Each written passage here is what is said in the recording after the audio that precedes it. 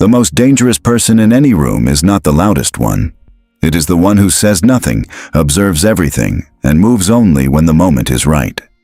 We live in a world that rewards noise, that celebrates performance, that mistakes volume for intelligence and speed for wisdom. But what if everything you have been taught about power is backwards? Most people are exhausted, not from working too hard, but from reacting too much. Every day, the world throws something at you. A comment, a setback, a comparison, an insult wrapped in a smile. And almost automatically, you respond.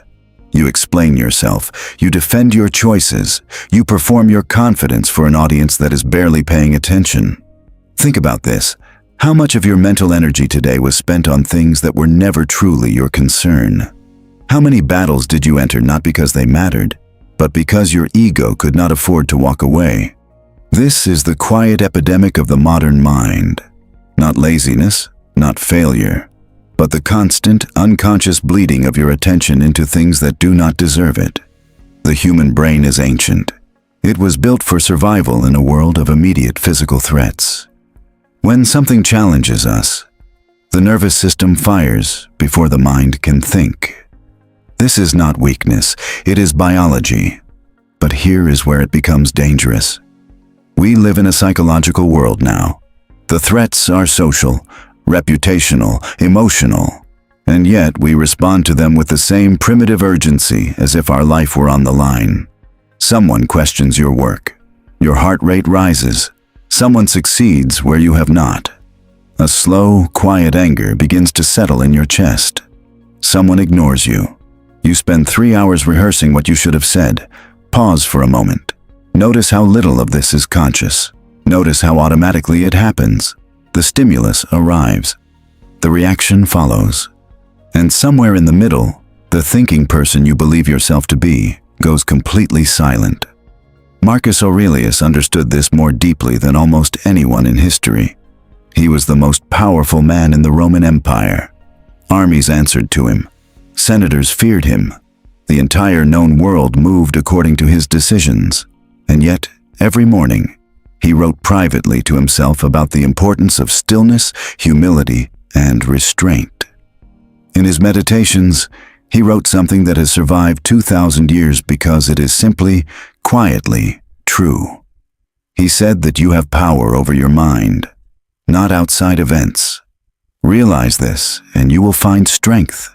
Not strength in domination, not strength in being heard, strength in choosing what you allow to move you. This is the Stoic secret. The world cannot truly harm you without your permission. Every time you react from impulse, you are handing your permission over freely. Carl Jung spent decades studying the architecture of the human psyche. He discovered something that the Stoics had understood intuitively centuries before him. Most people do not live from their true self. They live from their persona, the constructed image they present to the world. And here is the trap. When you are invested in your persona, every challenge to it feels like a threat to your survival. Criticism becomes an attack. Silence becomes rejection. Another person's success becomes proof of your inadequacy. Look honestly at your life. How many of your anxieties are actually about your circumstances? And how many are really about how your circumstances make you appear to others? This is the cage most people never name. And because they never name it, they never escape it. The shift begins with a single, radical act. You stop performing. You stop explaining yourself to people who have already decided what they think of you. You stop announcing your goals before you have achieved them.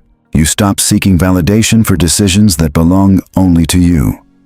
Epictetus, who was born a slave and died one of the most respected philosophers in Rome, taught that there are only two categories in life: things within your control and things outside it.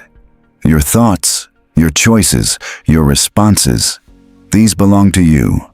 Everything else, the opinions of others, the outcomes of events, the behavior of the world, these are simply not your territory. When you truly internalize this, something extraordinary happens. You become very quiet. Not because you have nothing to say, but because you realize how little most noise actually costs anything and how much your silence preserves. Imagine this situation. You are at work. A colleague takes credit for something you contributed to. The room notices. You feel the heat rise in your face. The ordinary response is to speak up immediately, to correct the record loudly enough for everyone to hear, to protect your image in real time. The Stoic response is different. You observe. You file the information. You say very little. And over weeks and months, your consistent, quiet competence builds a reputation that no single conversation could ever establish. Or consider this. Someone criticizes you publicly. Online, at a gathering, in a meeting. The crowd watches to see how you respond. And you simply smile, acknowledge what is useful in their words, and release the rest without ceremony. This is not weakness. This is the highest form of psychological strength, because you have just demonstrated something rare, that your sense of self does not depend on the approval of the room. Seneca wrote that one of the most powerful things a person can do is refuse to be disturbed. Not because the world is not disturbing, but because your peace is more valuable than being right. Socrates was one of the most brilliant minds Athens had ever produced. He was also one of the most misunderstood. He wandered the streets asking questions, exposing the false certainties of powerful men, and saying almost nothing about himself. When they finally put him on trial and sentenced him to death, he faced it with complete composure, not because he did not value his life, but because he understood that the quality of a life is measured by the depth of its thinking, not the approval of the crowd. Aristotle later built on this. He argued that the highest human virtue is phronesis, practical wisdom, not cleverness, not ambition, but the ability to see clearly, wait patiently, and act precisely when it matters. These were not passive men. They were not defeated or resigned. They were operating at a level most of their contemporaries could not even perceive. That is what strategic silence looks like from the outside. It looks like stillness. From the inside, it is complete clarity. If this kind of thinking speaks to something in you, consider subscribing.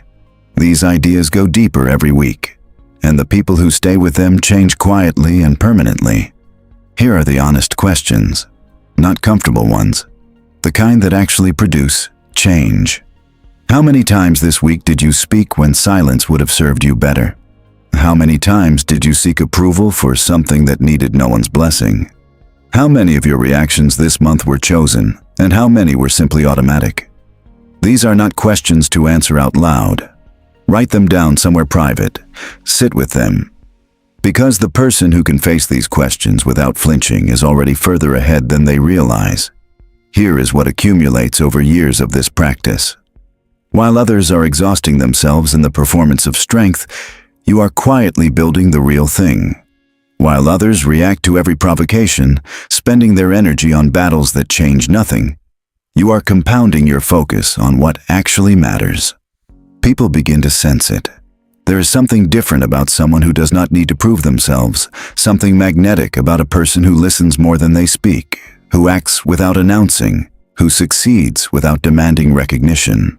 This is not a social strategy. It is not manipulation. It is the natural result of becoming someone whose inner world is genuinely more interesting, more ordered, and more honest than the noise outside. Marcus Aurelius died in 180 AD. He never published the Meditations. He wrote them for himself, in private, as a daily practice of self-examination.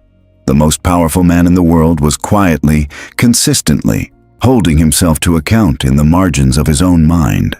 That document survived nearly 2,000 years, not because it was loud, because it was true. The world will always reward noise in the short term, but time, which is the only honest judge, gives its deepest rewards to those who thought clearly, lived with integrity, and moved through the world without needing it to applaud them. Be silent, think deep, win quietly, not as a tactic, as a way of being.